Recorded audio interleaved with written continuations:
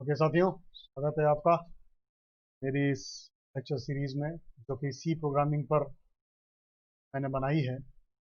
और इसका ये सबसे पहला लेक्चर है जिसमें सी प्रोग्रामिंग लैंग्वेज का इंट्रोडक्शन है, कुछ बेसिक फीचर्स के बारे में डिस्कस। तो चलिए आगे चलते हैं सी प्रोग्रामिंग पे। तो सी लैंग्वेज एक्चुअल में है क्या, ये सबसे इम्पोर्टेंट एस्पेक्ट है जानने की। तो मैं आपको बताना चाहूँगा मैं आपको ये बताना चाहूँगा कि सी लैंग्वेज जो है एक हायर लेवल प्रोग्राम। अब बात आती है कि भाई हायर लैंग्वेज प्रोग्रामिंग लैंग्वेज है, तो हायर लैंग्वेज का क्या मतलब हुआ? क्योंकि हम जो बोल रहे हैं हायर लैंग्वेज का मतलब होता है एक्चुअली ये एक थोड़ा सा एक अजीब सा फिनोमेना है।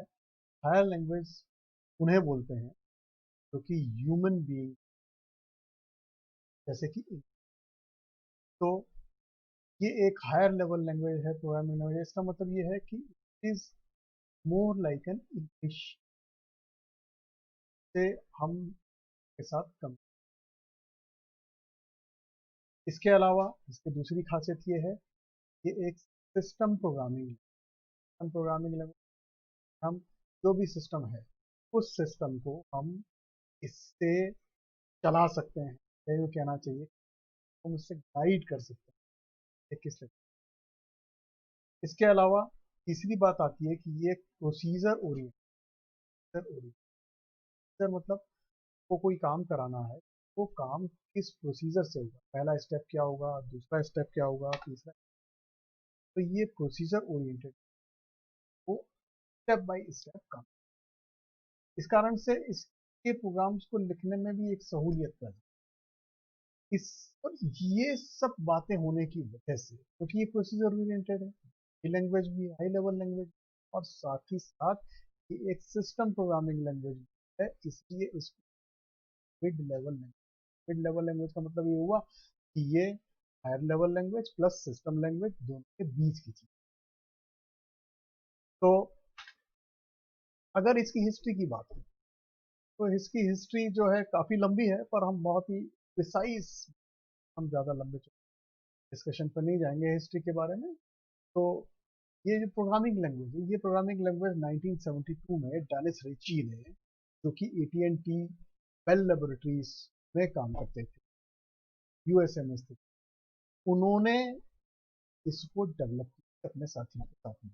चलिए इस ये कोई एक बार में डेवलप नहीं हो गई, इसके पहले एक बहुत लंबी 1960 से एक बहुत लंबी सीक्वेंस चली थी, इस सीक्वेंस में अलग अलग प्रोग्रामिंग लैंग्वेजेस डेवलप होती चली गई और फिर उनमें जो कुछ फॉल्ट्स थे, कुछ कमियां थी, उनको दूर करते चले गए और अंततः ये सी बनी, ये हुआ।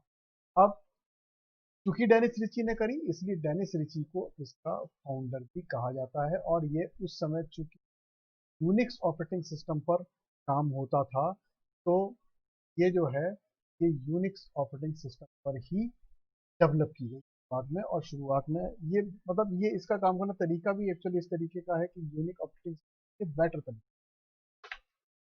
तो में क्या स्पेशल है? तो पहली बात, ये हाई लेवल लैंग्वेज है, टाइप लैंग्वेज है, टू लर्न, आसान है समझने में। दूसरी बात, ये मशीन इंडिपेंडेंट है, इंडिपेंडेंट का या पोर्टेबल, दो शब्द काम एंड पोर्टेबल।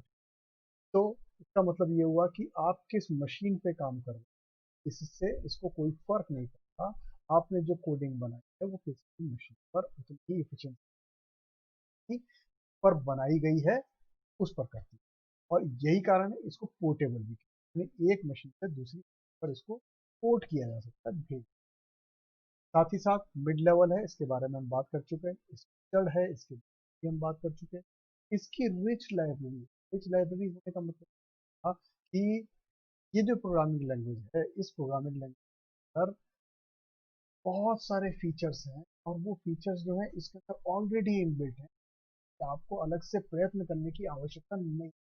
ऐसा नहीं है कि बेसिक से आपको शुरू कर, जैसे इंग्लिश में है ना कि उसकी एक बहुत लंबी चौड़ी वोकैबुलरी, बहुत लंबी चौड़ी वोकेबलरी है, वो वोकेबलरी एग्जिस्ट करती है, आप उस वोकेबलरी में से शब्द देखिए और आप उसको काम में ले लीजिए, तो नया शब्द ईजाद करने की आवश्यकता बहुत ही कम पड़ेगी। तो यही कारण है, ये रिच नहीं होने की वजह से बहुत बहुत ये चाही गई है। इसके साथ इसमें मेमोरी मैनेजमेंट बहुत अच्छा है। एक्चुअली कंप्यूटर जो होती है ये इलेक्ट्रॉनिक डिवाइस है, और इलेक्ट्रॉनिक डिवाइस होने की वजह से इसके अंदर जो भी कंपोनेंट लगे हैं, हार्डवेयर लगे हैं, एक कैपेसिटी, उनकी एक मैक्सिमम कैपेसिटी, उस मैक्सिमम कैपेसिटी से आगे जाके वो नहीं कर सकते। इसका मतलब ये है कि उनके अंदर मेमोरी भी जो है वो एक लिमिटेड है, कितनी ही बढ़ा लें हम उसको, मेमोरी लिमिटेड होती है। तो इस वजह से हम जो भी कोई काम करते हैं, उस पर्टिकुलर जो लिमिटेड मेमोरी अवेलेबल है पे ही हमें काम करना है। और ये बात का ध्यान रखने के लिए सी में ऐसे फीचर्स डाले गए हैं जो आपके मेमोरी मैनेजमेंट को बहुत ही ऑप्टिमाइज करते हैं।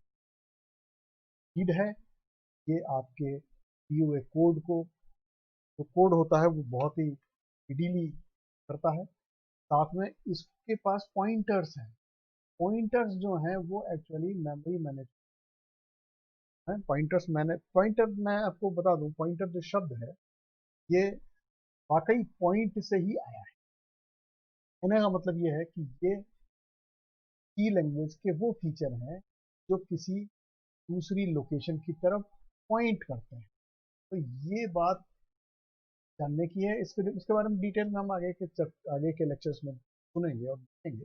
लेकिन फिलहाल इतना जान लेना है कि पॉइंटर्स नाम की एक फैसिलिटी इसके अंदर होती है जो कि मेमोरी बहुत ही कामयाब तरीका है। इसके साथ साथ ये रिकर्शन इसमें बहुत ही इंपॉर्टेंट फीचर है। रिकर्शन मतलब होता है, जैसे रिकर्सिव फॉर्मूले आपने सुने होंगे न्यूमेरिकल एनालिसिस में, रिकर्सिव फॉर्मूला काम में, यानी कि हमने कोई कोई फॉर्मूला है जो किसी नंबर n के लिए ट्रू है, हमने वो निकाल लिया है, तो हम आगे के जो फॉर्मूले हैं उनको भी हम इसी फर्स्ट के थ्रू निकाल सकते हैं। कहना मतलब यह है कि एक फॉर्मूला है n के n-1 और n-, इसी तरीके से आगे की चीजें n, ये सब वैल्यूज की सहायता से मैं इसको निकाल तरीके की न्यूमेरिकल एनालिसिस। तो ये रिकर्शन जो है ये इस सी लैंग्वेज में बहुत ही इफेक्टिवली अप्लाई, साथ ही साथ ये एक्सेसिबल है। मैंने कहा इसमें एक बहुत रिच लाइब्रेरी है, लेकिन रिच लाइब्रेरी होने के साथ साथ उस लाइब्रेरी में और भी चीज़ें हम सबमिट कर सकें, और भी चीज़ें हम डाल सकें, ये जो खासियत है ये इसको स्पेशल बना। तो चलिए सी में प्रोग्राम बनता कैसे। तो एक्चुअली हर लैंग्वेज का एक स्ट्रक्चर होता है, हर लैंग्वेज में एक वर्ब होता है, एक नाउन होता है, एक प्रोनाउन होता है ना। तो सिमिलरली इसके अंदर भी कोई इसका एक स्ट्रक्चर होता है, और उस स्ट्रक्चर के अनुसार ही सी जो है ये काम करती है। तो इसका जो सबसे पहला स्ट्रक्चर में आप देखिए, ये मैंने तो डॉट एच, ये कुछ इंक्लूड करते हैं हम लाइब्रेरी फाइल्स को, या फिर हम कह लें उनको हेडर। एक्चुअली में ये हेडर फाइल हम इसलिए एक्सेस करते हैं क्योंकि इन हेडर फाइल्स में वो सारे फंक्शंस हैं जो फंक्शंस हमारे पास प्रोग्राम में काम आएंगे, यानी रेडीमेड फंक्शंस की ये लाइब्रेरीज जो हैं उनकी तरफ ये हेडर फाइल इंडिकेट करती है। तो हमें अपनी लाइब्रेरी में से इन हेडर फाइल के थ्रू वो फंक्शंस मिल जाते हैं, इसलिए हम इन हेडर फाइल्स को इंक्लूड करते हैं हमारे प्रोग्राम में, ताकि हमें जो फंक्शन हम काम में ले रहे हैं उनको हमको नए सिरे से बनाना आना। उसके बाद जो सबसे इम्पोर्टेंट बात होती है, इसके अंदर एक मेन नाम का फंक्शन है, जो कि देखिए कर्ली ब्रेसेस से शुरू हुआ है और कर्ली ब्रेसेस खत्म हुआ है। जितना भी जो काम है वो इन दोनों के, यानी कि सी प्रोग्राम का जो मेन स्ट्रक्चर है वो इस मेन में ही है। टाइटल दिए जा सकते हैं जो कि ऑप्शनल होते हैं। टाइटल हम जब भी देते हैं तो उसके पीछे मुख्य उद्देश्य ये होता है कि जो भी कोडिंग कर रहा है या जो भी कोडिंग को बाद में सुधारेगा, तो कम से कम ये तो पता हो कि भाई ये जो कोडिंग का हिस्सा है, ये कोडिंग का हिस्सा क्या कर रहा है। इसलिए हम उस टाइटल को देते हैं। ये टाइटल का उस कोडिंग में और कोई भी उपयोग या और कोई भी सहयोग नहीं होता, सिवाय इसके कि वो कोड करने वाले को ये बताता है कि इस कोडिंग के इस हिस्से में क्या है। इसके अलावा फंक्शन हेडिंग जो मेन है इसको तो मैंने बता ही दिया, वेरिएबल डिक्लेरेशन होता है। हम एक्चुअली इस प्रोग्राम के अंदर तो जो मैंने आपको एग्जाम्पल के तौर पर बताया, इस प्रोग्राम के अंदर तो ऐसा कुछ नहीं था, लेकिन कई बार ऐसे प्रोग्राम्स होते हैं जहाँ पर हमको कोई ना कोई वेरिएबल काम में लेते हैं, तो उन वेरिएबल को डिक्लेयर करना होता है। डिक्लेरेशन इज अ मस्ट, क्योंकि बिना डिक्लेरेशन वो सी प्रोग्राम ये समझेगा ही नहीं कि भाई ये जो चीज़ है ये मेरे किस काम है। मान लीजिए कोई सर्किल है, उस सर्किल का आप एरिया की बात कर रहे हैं, तो आप सिर्फ एरिया लिखते हैं, इससे सी प्रोग्राम को कोई भी मतलब नहीं। ये एरिया क्या है, आप आर लिखें उससे भी कोई मतलब नहीं है, आप ई लिखेंगे उससे भी कोई मतलब। हम क्या करते हैं, हम एरिया को ये वेरिएबल है इसको हम डिक्लेयर करते हैं। हमको मालूम है कि एरिया जो है की वैल्यू कुछ भी आ सकती है, 13.578 आ सकती है, तो हम इसको डिक्लेयर करते हैं। फॉर एग्जाम्पल बता देते हैं, हम जैसे फ्लोट इस तरीके से हम डिक्लेयर करते हैं, तो कंप्यूटर तुरंत समझ जाता है कि ये जो चीज़ है ये एक वेरिएबल है, जो कि इस टाइप का वेरिएबल है, वैल्यू कोई भी रियल नंबर।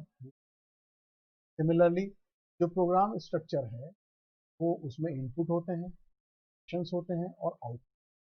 वेरी नेचुरल, हमेशा कोई प्रोग्राम है उसको काम करने के लिए इन तीन चीज़ों की आवश्यकता होती है। तो प्रोग्राम हम जो बनाते हैं वो ये कि आउटपुट आवे, और वो आउटपुट जब आएगा जब कुछ ऑपरेशंस होंगे, और वो ऑपरेशंस को करने के लिए कुछ ना कुछ वैल्यूज की आवश्यकता होगी जो कि इनपुट के थ्रू आएगी। ठीक, सिमिलरली ये जो है जब मेन को एंड करते हैं तो प्रोग्राम भी एंड हो जाता है।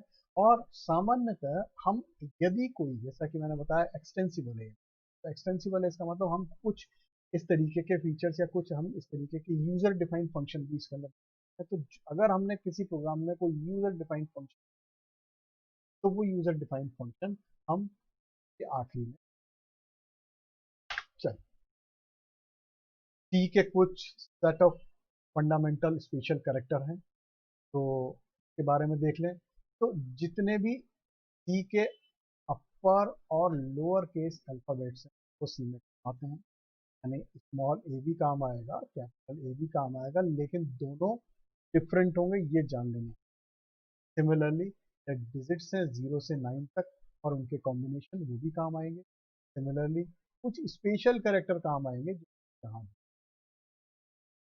ये है, स्टार है, एप्लीकेशन के लिए काम आता है, प्लस है, डिवीजन है, इसी प्रकार से सब less than, greater than, dash, दोनों braces, percentage sign, hash. Hash आपने देखा था इसके पहले वाली स्लाइड में, हम जगह काम में लिया करने के लिए। तो इस तरीके से ये सारे इनका कैरेक्टर सेट है ये है। और यही नहीं, इनके कुछ कॉम्बिनेशन ऑफ कैरेक्टर्स भी काम आ जाते हैं जो कि एस्केप सीक्वेंस या इस तरह की भी कहलाते हैं। ये जो मैंने एग्जांपल लिया है स्लैश बी या स्लैश एन, ये एस्केप सीक्वेंस का क्या काम होता है हम इसको भी। इसके अलावा सी आइडेंटिफायर्स होते हैं। आइडेंटिफायर्स का मतलब होता है, जैसे मैंने बताया, हम कुछ वेरिएबल डिक्लेरेशन का सी को सी उसको आइडेंटिफाई कर सके, कोई भी नाम हम जो दे रहे हैं पर हम हैं, तो उस आइडेंटिफाई करने के लिए हम जो काम में वो आइडेंटिफायर्स कहलाते हैं, यानी कोई नाम हम देंगे वो आइडेंटिफाई। तो है क्या identifiers? Identifiers are the name to given various program element, जैसे कि वेरिएबल हैं, फंक्शन हैं, एरेज हैं। ये एरेज एक नया शब्द आपने, ये एरेज के बारे में पढ़ेंगे। आइडेंटिफायर में क्या होता है, हम नाम बनाते हैं, तो नाम बनाते हैं तो उनके लिए आपको लेटर्स की जरूरत होती है, डिजिट्स की जरूरत होती है, लेकिन फर्स्ट कैरेक्टर हमेशा ही इस बात का हमें कि मैं टू कहूँगा तो ये आइडेंटिफाई नहीं हो सकता, लेकिन ए टू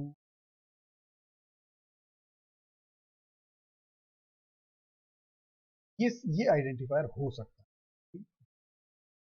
मैं इसी के साथ साथ ए अंडर स्कोर टू भी कहूँगा तो ये भी एक आइडेंटिफायर या वेरिएबल डिक्लेरेशन का वेरिएबल हो सकता है। लेकिन यदि मैं ए हैश सी ऐसे कुछ नाम लिखूंगा तो वो भी सही आइडेंटिफायर नहीं। आइडेंटिफायर कितना भी लंबा होता है, अब जो सी प्रोग्रामिंग कंपाइलर्स आ रहे हैं कितना भी लंबा हो सकता है, कोई दिक्कत नहीं है। और शुरुआत में जो कंपाइलर्स आए थे 32 कैरेक्टर्स या इसी तरीके से कुछ लिमिटेशंस थी, अब ये लिमिटेशन। लेकिन दूसरा और इसी के साथ साथ आइडेंटिफायर्स में जैसा कि मैंने बताया हैश काम में नहीं आ रहा है, तो बाकी के भी स्पेशल कैरेक्टर और साथ ही साथ ब्लैंक ब्लैंक स्पेस भी अलग। जैसे मैं मेरा नाम लिखता हूँ मैं मनीष और स्पेस देके लिखता हूँ गौर, मेरा फैमिली नेम है, मैंने स्पेस दी। तो अब मैं ये कहूँ कि भाई ये मैं मनीष गौड़ हूँ और मैंने स्पेस दिया, तो सी जो है उसको रिकॉग्नाइज नहीं करे। मैं इसमें या तो अंडर स्कोर दूंगा या इसको साथ साथ लिखूंगा, तभी ये काम में आए। कुछ कीवर्ड्स हैं जो सी में ऑलरेडी होते हैं, इसलिए उन कीवर्ड्स को आइडेंटिफायर्स के रूप में काम में नहीं लेते। तो ये जो भी कीवर्ड्स दिए हुए हैं ये कभी भी आइडेंटिफायर्स तो हैं, लेकिन यूजर डिफाइन नहीं हो सकते, ये ध्यान रखना। ठीक है, यानी यूजर डिफाइन ये होंगे, इस बात को पूरी तरह से आप ये और समझिए। तो जैसे ऑटो है, ब्रेक है, केस है, ये सब आपके आगे जैसे जैसे आप एग्जाम्पल्स पढ़ेंगे देखेंगे आपको बताऊंगा मैं, तो इसमें आपको ये काम में आएंगे और दिखाई देंगे कि ये जो है ये कीवर्ड तो सी लैंग्वेज में ऑलरेडी इनहेरिटेड है, ऑलरेडी सब बने हुए। सी के कुछ डाटा टाइप्स होते हैं, इस करता है या क्वांटिटी होती है, जो टिपिकल मेमोरी रिक्वायरमेंट इसकी होती है 2 बाइट्स की, ये जो है इसकी वैल्यू दी हुई है, इसकी वैल्यू से लेकर की वैल्यू है। इस तरीके से कैरेक्टर है जो कि सिंगल कैरेक्टर होता है और ये 1 बाइट का होता है। ठीक, इसी तरीके इस चीज़ के बारे में अभी मत जानिए, कोई आवश्यकता नहीं है इस चीज़ की बहुत ज़्यादा, सिवाय इसके कितने बाइट का ये है। क्योंकि ये जो चीज़ है जब हम आगे पॉइंटर्स पे या आगे हम इस तरीके से इस चीज़ पर आएंगे, प्रैक्टिकल की बात पर आएंगे, जब हमको बड़े बड़े प्रोग्राम बनाने हैं तब हम इसकी बात करेंगे तो बेटर होगा। अभी इसको कह देने से आपकी समझ में नहीं। फ्लोट फ्लोट डाटा टाइप जो है वो फ्लोटिंग पॉइंट, फ्लोटिंग पॉइंट का मतलब होगा जैसे हमने 4 पॉइंट यानी रियल नंबर -4, ये सब जितने भी रियल नंबर हैं फ्लोटिंग पॉइंट, ये 4 बाइट लेंगे। इसी के साथ डबल, अगर बहुत ही बड़े बड़े रियल बड़े बड़े जैसे यहाँ पर मैंने देखी, यहाँ पर मैंने क्या करा है कि एक उसका मार्जिन दिया है -32768 से +32767 तक की जो डिजिट्स हैं वो 2 बाइट्स, उनमें से जो भी लेंगे उसको हम इंटीजर डिक्लेयर कर सकते हैं। लेकिन इस रेंज के बाहर हम जाते हैं तो फिर हम उसको लॉन्ग कहेंगे या डबल कहेंगे। देखिए सामान्यतः शॉर्ट इस्तेमाल नहीं होता, लेकिन कभी जरूरत पड़ती है तो शॉर्ट को स्पेसिफिकली भी इस्तेमाल, लेकिन लॉन्ग में लिखता हूँ तो ये इंटीजर से बड़ा होता है लेकिन डबल से छोटा। सिमिलरली साइंड जो है, साइंड का मतलब होता है या तो वो प्लस साइड में या माइनस साइड में, हमको बताना होगा। और अनसाइंड जो होता है, नॉर्मली अनसाइंड हम वहाँ यूज में लेते हैं जहाँ हमको स्पेसिफिकली बताना होता है कि ये अनसाइंड वैल्यू, अदरवाइज हम कोई साइन नहीं लगाएंगे तो वो अपने आप ही अनसाइंड हो जाए। कॉन्स्टेंट्स सी में डिफाइन किए जाते हैं, बेसिकली ये 4 तरीके के हैं। इंटीजर कांस्टेंट होता है, फ्लोटिंग पॉइंट होता है, कैरेक्टर कांस्टेंट होता है और स्ट्रिंग कांस्टेंट होता है। और इनको हम शुरुआत में ही आइडेंटिफायर्स के साथ में इनको डिफाइन कर देते हैं प्रोग्राम्स के शुरुआत में ही। और इसकी जो कांस्टेंट्स को डिफाइन करने का जो तरीका होता है उसमें भी बिल्कुल जैसे आइडेंटिफायर्स के लिए हमने बनाया था वैसा ही होता है, कॉमा और ब्लैंक स्पेस अलाउड नहीं कांस्टेंट के अंदर, और इनके आगे माइनस साइन या प्लस साइन ऐड है तो लगाया जा सकता है। इसी के साथ में value of the constant it can not be exceed some specific value vary from different compilers. हम एक्चुअली कंपाइलर्स की अपनी लिमिटेशंस हैं, जैसा कि सी की प्रोग्रामिंग की अगर बात करें तो प्रोग्रामिंग लैंग्वेज का जो कंपाइलर है उसकी भी अपनी लिमिटेशन, तो उस लिमिटेशन के हिसाब से कांस्टेंट की वैल्यू होंगी, लिमिटेशन एक्सीड नहीं करें, ये ध्यान रखें। हालांकि हमें अपने सामान्यतः प्रोग्रामिंग के जो हमारे सामान्य रोजमर्रा के काम हैं उनके लिए हमको आवश्यकता नहीं पड़ेगी, हमारे इस सिलेबस में भी इस चीज़ की हमको आवश्यकता शायद न पड़े। स्केप सीक्वेंस, स्केप सीक्वेंस जो है देखिए ध्यान से, मैं कहा था दो कैरेक्टर्स में, एक तो स्लैश है और एक ए है, इसको मैंने यूज किया। ये बेल पीप की जो आवाज आती है ना, टूट समथिंग, तो वो उस आवाज को क्रिएट करने की इसी तरीके से ये स्लैश, ये बैक स्पेस होता है, स्लैश टी, टैब कैरेक्टर, आगे बढ़ते हैं, वर्टिकल टैब के लिए ऊपर से नीचे आ गए, नीचे से ऊपर आ गए, वर्टिकल टैब होता है। लाइन, अगर नई लाइन यहाँ पर कुछ मैंने लिखा है, मैं चाहता हूँ अगला जो चीज़ है वो नीचे वाली लाइन पर आए, तो मैं स्लैश एन काम में लूंगा। फॉर्म फीड अभी हमारे काम में नहीं आएगा।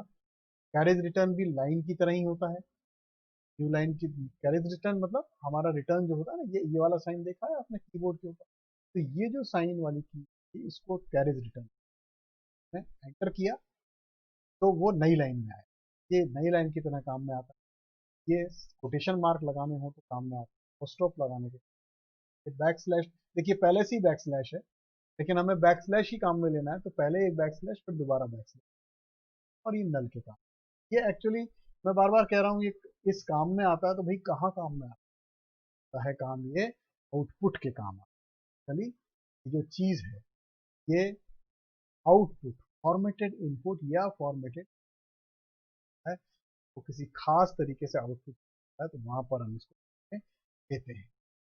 कैसे, आप देखिए, ये यहाँ पर you are seeing a print और this is a new line, तो पहले क्या होगा, जब मैं इसको चलाऊंगा सी प्रोग्राम को, तो ये टाइप करेगा you are seeing a printed line, और अगर ये बैक स्लैश एन नहीं लिखा होता ना, तो ये जो है ये इस जगह से शुरू हो, लेकिन चूंकि मैंने ये बैक स्लैश एन लगाया है, एस्केप सीक्वेंस लगाई है, तो ये नई लाइन में आके फिर वहां से शुरू। सिमिलरली मैं अगर इसकी बात करूं, you are seeing a printed line and this is a new line, मैंने ऐसे लिखा तो देखिए क्या हुआ, कंटिन्यूएशन में आ गया, ये आगे नहीं बढ़ा, राइट। तो इसके साथ एक ही बात करें, जैसे दिस डबल डबल कोट कैसे लगाया, देखिए आप, बैक स्लैश और ये लगाया है, इसके लगाने से काम नहीं चला, ये तो प्रिंट जो कमांड है ना, उस कमांड का सिंटेक्स है, उस कमांड को काम में कैसे लेते हैं, ये बैक स्लैश उसके काम, ये जो इन्वर्टेड कॉमास है उसके काम है। तो ये जो अगर डबल कोट लगाना है तो बैक स्लैश कोट और इधर भी करना पड़ेगा तभी जाए।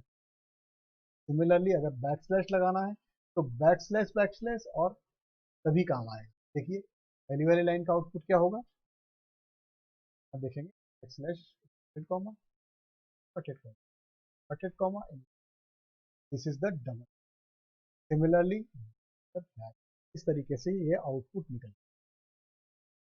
आगे बात समझते हैं। नाउ नेक्स्ट कुछ कीवर्ड्स हैं और उनके डिस्क्रिप्शंस हैं। तो जैसे वेरिएबल है, कहा वेरिएबल जो है वो एक आइडेंटिफायर है जो कुछ स्पेसिफिक टाइप ऑफ इंफॉर्मेशन जो कि उस प्रोग्राम के अंदर या उसके किसी हिस्से में काम आ रही है उसको प्रेजेंट करना। अरे जो है, अरे भी ये आइडेंटिफायर है, और ये अरे जो है it is actually, it refers to the collection of data. जैसे हम लिखेंगे Monday, Tuesday, Wednesday, Thursday, Friday, तो उसकी जगह अगर मैं आपको मंडे, ट्यूसडे, वेडनेसडे कहता हूँ तो भी आपके बात समझ में आती है, मैं इंडिविजुअल नाम लिए, मैं आपको कहता हूँ कि वीक का चौथा दिन, तो भी आपके बात समझ में आती है, ठीक है ना, क्यों, क्योंकि आप काउंट करते हैं Monday, Tuesday, Wednesday, Thursday, Thursday is the fourth day. तो इसी तरीके से मैं कहूँ महीने का चौथा रविवार, तो आपके समझ में आता है। तो ये जो है हम इसको कलेक्शन के रूप में रखते हैं, और वो कलेक्शन जो है वो एरे कहलाता है, ये ध्यान रखने की बात है, और इनका आगे कैसे उपयोग होगा ये हम आगे के लेक्चर में। सिमिलरली डिक्लेरेशन जो होता है, हम कई बार ये शब्द काम में लेंगे, चलिए कुछ की वर्ड्स हैं इनको काम में लेना हमारा आगे हमको जरूरत पड़ेगी, और तो इन जब भी इन शब्दों को मैं काम में लूँ तब आप इस बात को समझ पाए, या जब भी आप इन शब्दों को सी प्रोग्रामिंग लैंग्वेज की किताबों में पढ़ें तो आप वो क्या लिखा है उसका क्या अर्थ है, ये इसके लिए जरूरी है। तो ये डिक्लेरेशन जो है it is associated to a group of variable with a specific type, हम डिक्लेयर करेंगे, जैसे मैंने कहा यार, तो ये जो है ए जो है ना, ये इंटीजर होगा, ए की जो भी वैल्यू होगी वो इंटीजर के रूप में, ये कहना। इसी तरीके से एक्सप्रेशंस हैं, एक्सप्रेशंस जो हैं वो कॉम्बिनेशन ऑफ एंटिटीज हैं जो कि इंटरकनेक्टेड होती हैं अलग अलग ऑपरेटर। अब मैं ए प्लस बी लिख सकता हूँ, इसी ए डिवाइडेड बाई बी भी मैं लिखता हूँ, और इस तरीके से बहुत सारी चीजें होंगी आगे चल के आएंगी। कि एक मैंने एक बहुत ही basic example. Similarly statement, statement जो है it causes the computer to, जिस तरीके से एक्सप्रेशन जो होता है वो एक्सप्रेशन भी क्या कर रहा है, ये एक्सप्रेशन क्या कर रहा है, ये एक्सप्रेशन कंप्यूटर को बता रहा है कि ए में बी मैंने ऐड किया है। इस तरीके से स्टेटमेंट जो होता है वो स्टेटमेंट भी है कि हमको क्या ऑपरेट करना है। तो भाई ये सारी चीजें, ये सी के कुछ बेसिक कैरेक्टरिस्टिक्स के ऊपर ही हम आगे के बिल्डिंग ब्लॉक्स बन। तो अगले लेक्चर में हम जानेंगे कि ऑपरेटर्स एक्सप्रेशंस सब क्या है, डाटा इनपुट क्या है, के बारे में हम जानने की कोशिश। तो स्टे ट्यून, और अगले लेक्चर के लिए बहुत जल्दी उस लेक्चर को भी अपलोड करूंगा। तक के लिए thank you very much, all the best.